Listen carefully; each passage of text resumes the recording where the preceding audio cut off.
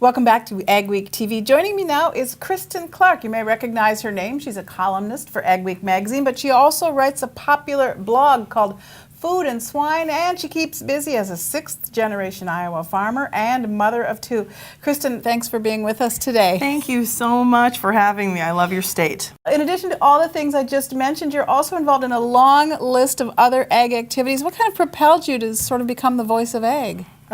Oh my gosh, that's a big title. I don't know if I can uphold that. You know, it was really unintentional. I wanted to start writing a blog so I could preserve some recipes. I started entering cooking and baking contests.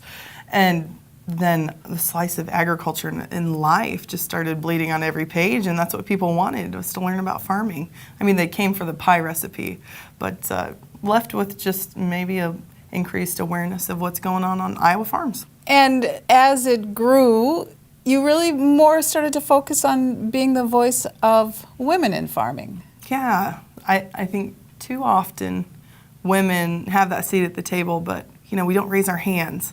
We don't ask for things. And there are so many brilliant, powerful women behind the scenes in their farming operations, and they are a very important piece of the food and farming conversation. And I just want to elevate that and invite them to the conversation. So I try to line up with folks that believe that too.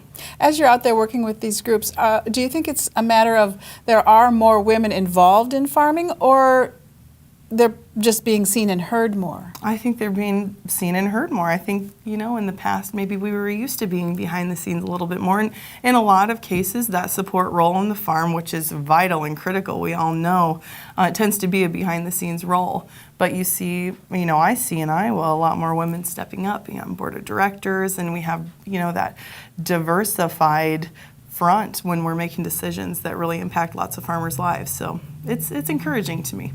And in addition, you're also involved in FarmHer. Tell me about that. Oh, I love FarmHer. I'm an honorary member of the team. You know, I'm farming full-time with Dad, but the women of FarmHer, Margie Geiler Alanis, she started the company. They travel around, host great conferences, embracing women in agriculture, and promoting and lifting each other up is something that I take really seriously. All right, well, thanks so much for taking time to be with us today. Thank you. Be sure and look for Kristen's column every month in Agweek magazine and on agweek.com.